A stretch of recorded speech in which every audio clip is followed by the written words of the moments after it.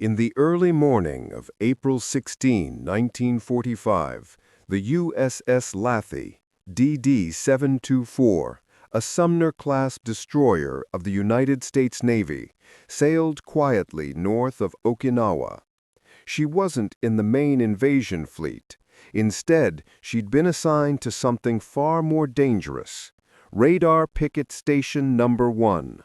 The most exposed and most targeted position in the entire Pacific theater. The ship's mission was brutal in its simplicity: detect incoming Japanese aircraft early, warn the fleet, and die if necessary. Positioned just off the coast, far ahead of the main naval lines, the Laffey acted as both sentry and shield.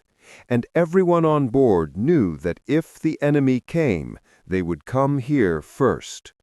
At 05:35, the sun broke over the waves in a thin gray smear of light. The sea was deceptively calm, and the morning carried no scent of war. Sailors moved through their morning duties. Breakfast trays clattered in the mess. Gunners cleaned their weapons. Radar men sat silently over glowing screens, watching for the first blip that would signal hell. The crew had been at general quarters more than a dozen times in the past week, but this day already felt different. Reports of increased kamikaze activity had filtered in overnight. Other picket ships had been hit. The Laffey's crew didn't talk about it out loud, but the unspoken truth was everywhere. They might not come back from this shift. The ship was bristling with guns: 12 40mm Bofors, 34 20mm Oerlikons, and 2 5-inch 38 caliber dual-purpose guns. The men manning them were veterans. Many had seen what a single kamikaze could do to a destroyer. And now, positioned alone with only a few support craft around them, they knew if the enemy came in waves, they'd have to hold as long as possible, alone. At 0800 hours, radar screens lit up. The first wave was approaching. More than 50 Japanese aircraft had been launched, and many were headed straight for Laffey.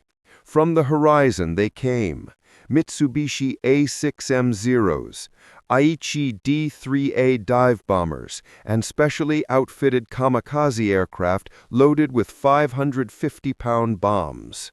The sky was quiet, then suddenly it was screaming. Anti-aircraft gunners on the Laffey opened fire, turning the deck into a roar of tracers and explosions. Planes were hit and burst into flame, but they kept coming. The kamikazes didn't care if they were burning. They were there to die, and the Laffey was their target. The first impact came at 8:39. A kamikaze smashed into the aft gun mount, killing 5 instantly and tearing open the ship's side. Seconds later, a second plane struck the superstructure, exploding on contact. Then a third, and a fourth. Within minutes, 6 aircraft had hit the ship directly, with more circling like vultures. The sky above was now black with smoke and flame. Yet somehow, impossibly, the Laffey kept her guns firing. The crew, many of them injured, some bleeding, kept aiming, kept loading, kept shooting. Officers yelled to keep communications going. The wounded dragged hoses to put out fires. Men were dying, but none were running. The destroyer was turning into a floating furnace, and still she fought. The water around the Laffey was littered with debris, oil, and bodies, Japanese and American alike. Support craft sent out distress signals, but most were too far to intervene.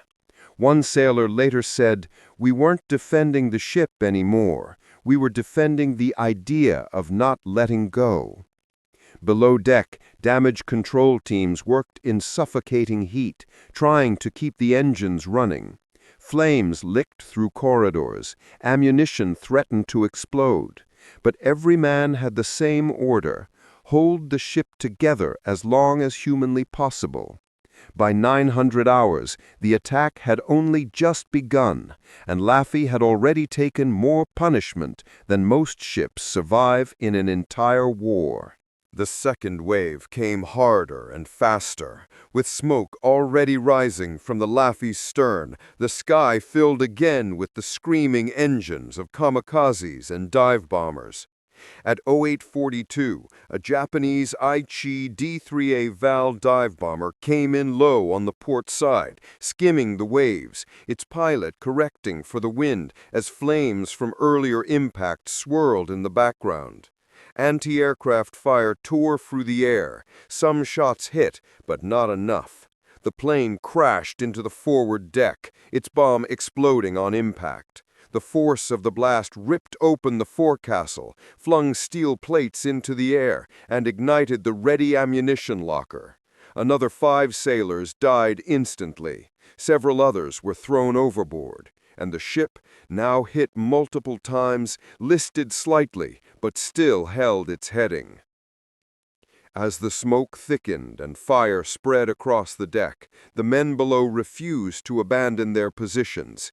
In the engineering room, sailors fought rising heat and blinding darkness. With the ventilation shot and electrical systems failing, they used flashlights to check pressure gauges and valves. Flames poured through broken ventilation shafts. Ammunition in the forward section threatened to cook off at any second. But the damage control teams, trained like machines, acting on instinct, sealed bulkheads, rerouted coolant, and held back disaster inch by inch. "We were patching hell with spit and tape," one sailor later said, and still the engines roared. Above, gunners kept firing. What guns were still functional, anyway? The rear 5-inch turret was gone, obliterated in the first impact, but the midship 40mm Bofors crews kept up a wall of fire. A second kamikaze screamed in from high altitude, dodging the flak bursts, trailing thick black smoke. It dove at the bridge, aimed directly at the heart of command. The crew couldn't stop it. The plane hit the starboard side just below the navigation deck, exploding with a deafening crack. The radar mast crumpled. The fire control systems were destroyed, but the command team miraculously survived. Stunned and bleeding, they picked themselves off the deck and re-established coordination by shouting through the wreckage. By 0857, 8 aircraft had already struck the Laffey directly. That's more than most destroyers were ever designed to endure. Fire engulfed the midsection. The sky was choked with smoke and oil vapor. Flaming aircraft fragments rained down onto the deck, embedding themselves in the metal. A lifeboat station detonated when its fuel ignited. Still, the remaining gunners refused to leave their posts. Some stood ankle-deep in burning fuel. One 20mm gunner, both legs broken, strapped himself upright with ropes and kept firing. The crew wasn't just fighting for survival anymore. They were fighting to show they wouldn't die on anyone else's schedule. Surrounding ships heard the Laffey's distress signals, what little of them still went through. A few support vessels tried to approach, but enemy planes were everywhere. The destroyer was on its own, and the Japanese pilots knew it. They circled for final runs, some flying just above sea level to avoid radar, others climbing high to drop down like steel arrows. One kamikaze made it through the wall of flak and crashed directly into the forward fire control station, a 4th direct hit in under 20 minutes. Yet the men there, 2 of them on fire, still passed targeting data to the guns before collapsing. This wasn't a battle anymore, it was a siege. As the hour approached 0900, the ship looked more like a floating ruin than a war vessel. Huge sections of the superstructure were missing. Smoke poured from multiple decks, and still, from within that burning metal skeleton, tracer rounds shot skyward. Sailors were dying by the minute, but the ship wouldn't stop firing. It wouldn't abandon position. It wouldn't die. Below decks, one sailor taped a wrench to a broken pipe to keep water flowing to the pumps. On the bridge, officers barked orders through scorched intercoms. At the guns, men with burned faces screamed defiance into the sky. The USS Laffey had become something else entirely. Not a destroyer, but a symbol.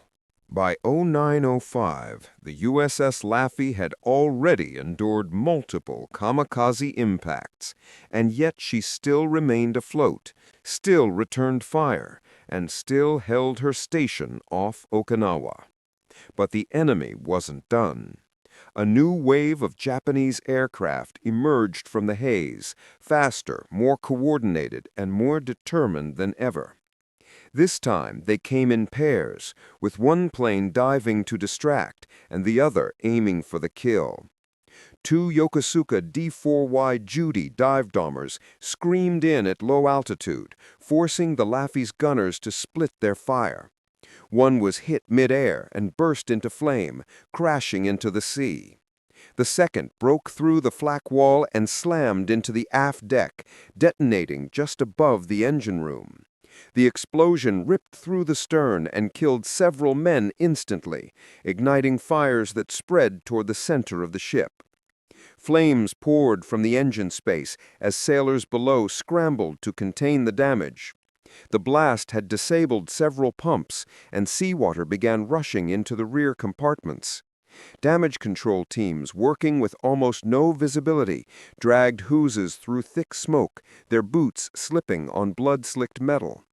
With the ship's internal systems crippled, sailors had to operate equipment manually, using emergency crank valves and field-patched wiring.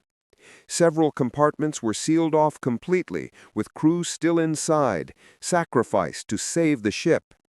The men didn't scream or panic. They knew the cost. As one surviving engineer later said, "We weren't saving each other. We were saving the soul of the ship." Above deck, the situation only worsened. The midship 40mm Bofors crews kept up a relentless rate of fire, but they were now surrounded by burning wreckage. One kamikaze dove from directly above, aiming for the bridge, but clipped the radar mast instead, sending flaming debris across the command deck. Officers were thrown from their posts. Several key systems were lost, including the main fire control director. Yet, amidst the chaos, sailors re-established communication using a salvaged headset and shouted coordinates across the bridge. Even with the mast gone and the antennas destroyed, the Laffey's gunners kept fighting, guided by instinct and smoke-covered eyes. By 9:12, the sky above the Laffey resembled a vortex of fire and steel. Kamikaze pilots circled like vultures, some of them trailing smoke and oil, others flying so low their wingtips cut across the waves. One plane was hit and disintegrated in mid-air. Another struck the lifeboat station, setting off a chain of explosions that lit the deck like a funeral pyre. And still, no one abandoned post. One gunner with a broken arm strapped himself into position with rope and continued to fire. Another, his skin burned and blistered, refused morphine so he could stay conscious long enough to reload. They weren't just repelling planes anymore. They were holding the line between the living and the dead. Above deck, support ships on the distant horizon watched the smoke column rising from the Laffey and sent what reinforcements they could, but none could reach her in time. She was surrounded, cut off, and bleeding. Some Japanese pilots, witnessing the destruction they had caused and yet seeing the destroyer still shooting, began to hesitate. A few even peeled away, unable to understand how this wreck of a ship had not sunk. Others dove with renewed fury, determined to break the thing that refused to die. At 9:18, the 16th direct hit tore through the boiler room. The deck buckled, bulkheads bent, but the spine of the ship still held. Welds cracked, but not completely. Fires surged, but the guns answered. The USS Laffey, now barely more than a floating furnace, remained in the fight. Her decks were cratered and slicked with blood, her superstructure fractured, her radar silenced, but her spirit was unshaken. Every surviving crewman had become a symbol of defiance, and every kamikaze that came now found a crew that no longer feared death. The Laffey was no longer just a vessel. She was defiance in steel form. A destroyer without power, without radar, and without hope, but still full of fire. And in the hearts of the men still breathing aboard her, a single unified thought had taken hold. If she was going down, she would go down shooting. By 0920, after nearly an hour of continuous suicide attacks, the USS Laffey was a floating inferno, but somehow still not a graveyard. Flames engulfed both sides of the deck, black smoke replaced the sky, and yet her silhouette was still intact. No radar, no fire control, the bridge partially collapsed, multiple gun crews wiped out. Still, she fired. At this stage, there was no distinction between sailor and damage control. Every man still breathing had taken up a hose, an ammunition box, or a gun mount.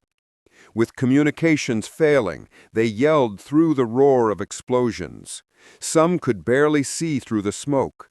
Others had burned so severe they were unrecognizable. But they all moved, acted, fought, as if possessed by the ship itself. Another A6M0, riddled with bullet holes but still flying, pierced the chaos from the east. It came in fast, dipping just over the water, skimming the ocean surface. Gunners opened fire, what was left of them. The few 20mm mounts still functional fired in desperate bursts. The Zero pulled up sharply and dove again, straight into the Laffey's port side. The explosion tore open another section of the deck, sending shrapnel across the superstructure and killing 2 more men. The flames reached the forward magazine, threatening to detonate the entire stockpile of 5-inch shells. But a fire crew, already burned and exhausted, flooded the magazine manually to prevent total destruction. It was the 5th time that morning the ship should have been vaporized, but she lived. From the bridge, what remained of it, officers continued to coordinate by hand signals and shouted commands. The XO stood with a broken arm, issuing orders between coughs of blood. Runners moved between gun positions with targeting instructions scrawled on scraps of paper. One sailor tied a strip of uniform around his forehead to cover a shrapnel wound and continued reloading. Another, blinded by smoke, followed only sound. He passed ammunition by listening to the rhythm of the guns. A burned and limping radio man reconnected wires with his teeth. These weren't ordinary sailors anymore. These were dead men walking, animated only by duty, fearlessness, and vengeance. The Laffey had become a battleground of spirits.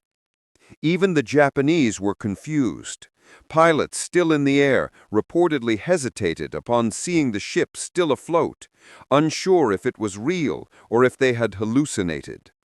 One kamikaze, badly damaged, banked away at the last second, slamming into the ocean rather than attempt a final pass. Another veered off, only to be shot down by nearby gunboats that had finally entered firing range. The enemy began to lose morale, not because their weapons failed, but because their victim refused to die. It was a moment of psychological reversal. For the first time, the attackers blinked, not the defenders. Finally, at 0930, a squadron of Marine Corsairs and USAAF P-51 Mustangs arrived overhead. They tore through the sky in tight formation, diving straight into the remaining kamikaze swarm. One by one, the enemy aircraft dropped from the sky in black trails of smoke. Explosions bloomed in the clouds as bullets ripped through wings and cockpits. It was the first breath the Laffey had caught in nearly an hour. Sailors on deck cheered, some dropping to their knees in exhaustion. Gun crews wept while still clutching their weapons. Above them, Allied fighters tore the sky open, and for the first time that day, the sun broke through the smoke. And yet, even with the attack over, there was no celebration. The ship was barely afloat. She was holed in multiple places, engines failing, electrical systems ruined. Over 30 men were dead, over 70 wounded. Flames still raged in the engine room. There were no medics left, just shipmates carrying shipmates. Blood stained the gangways, mixed with oil and seawater. The air stank of fuel, flesh, and scorched paint. But the ship, unbelievably, was still under her own power. She hadn't been abandoned. She hadn't sunk. She hadn't given in. She had survived. The most concentrated kamikaze attack ever recorded in naval history. The world didn't know it yet, but the Laffey had just become immortal. When the smoke finally cleared and the sound of enemy engines vanished, a surreal silence fell over the USS Laffey. The ship, now torn open in multiple places, looked less like a warship and more like a ghost. Her superstructure had been shredded. Her decks were cratered. Antennas, masts, and radar systems were gone. The barrels of her anti-aircraft guns glowed red from overuse. Burn marks streaked every inch of her sides. But she had survived what should have been certain annihilation. As medical teams from nearby ships arrived, they found sailors treating each other with rags and seawater, still clutching weapons, refusing to rest until ordered. The final tally was staggering: 6 kamikaze hits, 4 bomb strikes, and at least 22 total suicide aircraft had directly engaged the Laffey. Debris from exploding planes still smoldered on her deck. Her aft engine room had been gutted, forward fire control destroyed, and midship compartments either flooded or on fire. Some areas were completely inaccessible, sealed off to prevent the ship from sinking. The medical bay had been hit twice. Wounded men were being tended to in corridors, beneath shattered bulkheads. Blood ran into the bilges. Yet despite it all, the keel had held, and with it the hope of every man aboard. The engineering crew, many of whom had fought fires and flooding for over an hour, performed a miracle. With all automated systems destroyed, they manually restarted auxiliary power using backup generators designed only for dockside use. These were never meant to power a ship underway, but somehow they did. The ship's pumps began draining water from the hull. Temporary electrical lighting flickered to life. Communications with other U.S. Navy vessels resumed. The crew had literally resurrected their own ship using their bare hands and broken tools. One officer later wrote, "We didn't wait to be saved, we saved ourselves." When USS Laffey was finally towed back toward Keramaretto for emergency repairs, sailors on nearby ships lined the decks in stunned silence. They had watched her take hit after hit and stay afloat. Now they could see the scars up close: twisted steel, gaping holes, blackened decks, and the faces of men who had just lived through hell. The Laffey passed by like a ghost returning from the dead. No cheering, no music, just respect. One sailor from a nearby cruiser saluted the wreck and whispered, "That's not a ship, that's a monument." The Navy had expected her to sink. Instead, she came home under her own flag. The official damage report filled pages. It listed destroyed compartments, lost personnel, destroyed weaponry, and critical failures. But at the bottom, a single line stood out in bold: "The vessel remains operational." That line would go on to define the USS Laffey's legacy. Naval historians would call it the most intense kamikaze assault ever survived by a U.S. warship. Her crew received numerous medals. Her story was broadcast across America. Mothers wept, sons enlisted. The ship that wouldn't die had become a symbol, not of war's glory, but of endurance in the face of overwhelming violence. Back in the States, newspaper headlines read, "Laffey lives." But the sailors knew the truth. The Laffey didn't just live. It endured, the unendurable. Her survival wasn't luck. It was the result of courage, grit, brotherhood, and the refusal to quit. There were no heroes on the Laffey, they would say, only survivors. But the truth is, every man aboard had become something more than that. The USS Laffey, scarred and battered, would sail again, not because she was built to, but because her crew had decided she would.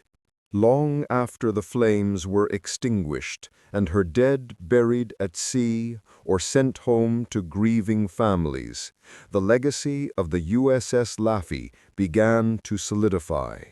Not as just another warship that survived a tough fight, but as something more, a legend forged in fire. Newspapers dubbed her the ship that wouldn't die, a title earned not by machinery or armor, but by human will. Veterans who served on her described the day not in numbers, but in silence. They didn't boast, they didn't exaggerate, they just said, "We held," and that was enough. Every crew member on board had a memory burned into him, flames, metal, screams, commands, and yet those memories would come to define them with pride. In post-war years, as the world tried to heal, the story of the Laffey stood out as a reminder of the cost of resistance. While many ships had suffered and some had sunk, none had withstood such an onslaught and stayed afloat under their own power. Memorials were built, books were written, survivors were interviewed for documentaries and lectures. Naval historians still dissect the event as a tactical anomaly, how such a small vessel absorbed so much force.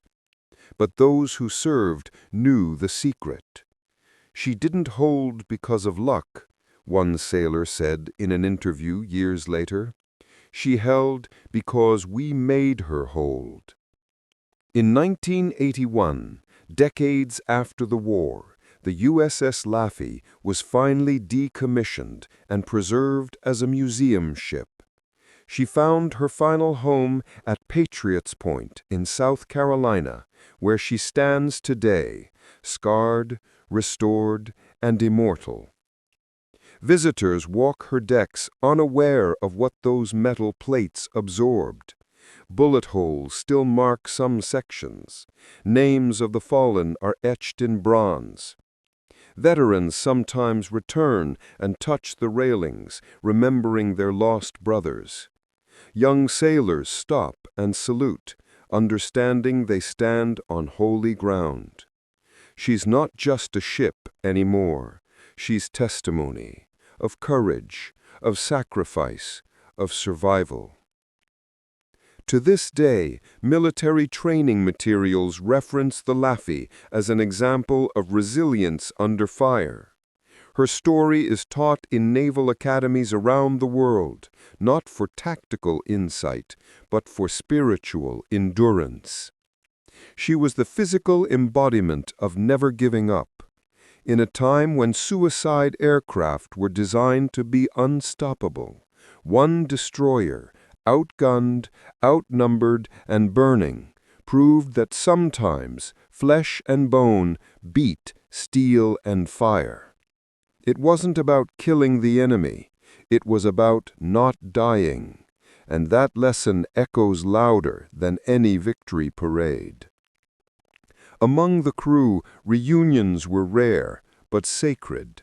When they gathered, they didn't talk about tactics or medals. They spoke in half-sentences, understanding each other without words. A shared glance across a dinner table, a nod, a silence, those were their medals. And when one passed away, the others felt it. Not just grief, but the loss of a piece of the ship itself. Because the USS Laffey wasn't just a hull and number. She was them, and they were her. No monument or archive could capture that bond. And so the Laffey remains, floating still, not at sea, but in memory. Her steel holds the voices of those who bled for her. Her decks echo with the thunder of a battle that defied logic. Her name, whispered by historians and sailors alike, will never be forgotten. Because some ships win battles, and others win stories. The Laffey won both. She didn't die. She refused.